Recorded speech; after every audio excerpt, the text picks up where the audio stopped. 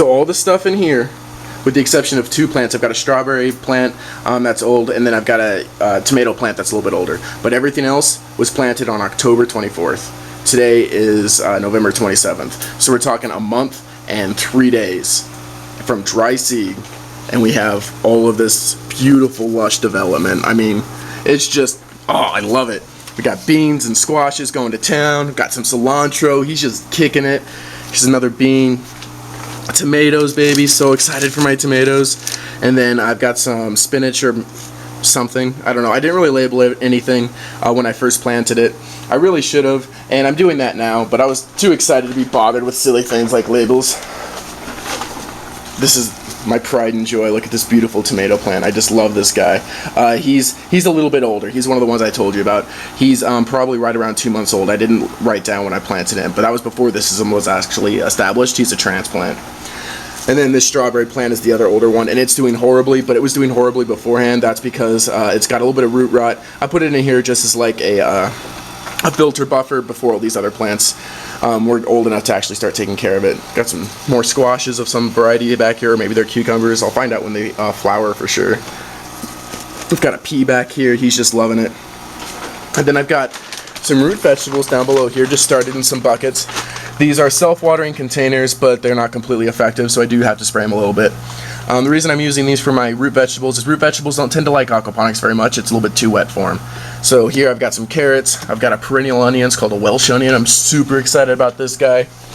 I've got 2 little green onions poking their heads up. This is garlic that hasn't started germinating yet. Potatoes. Now, to give you an idea, I'm not saying that these systems are perfect, but to give you an idea of how awesome the system up there here is that those are planted at the same time. This stuff was planted at the same time as this stuff. Granted, this is getting a little bit more light. I want to be fair to soil gardening. This is getting more light, and it's getting more consistent watering, which is partially my fault, but it's not too big of an issue because, like I said, those are self-watering pots. So what you're seeing is really the difference of aquaponics versus soil gardening. For those of you who don't know, I just want to give you a quick rundown of how aquaponics works. So you've got your fish. Fish tanks are down here below.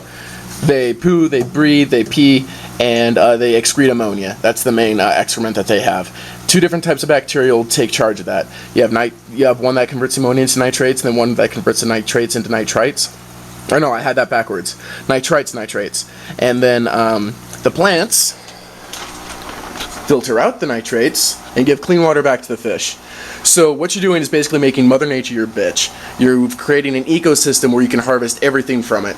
It's the merging of aquaculture, which is the raising of fish, and hydroponics, which is using man-made chemicals. So I don't have to use any man-made chemicals here with the exception of the pH up and pH down and all that stuff that I showed you before.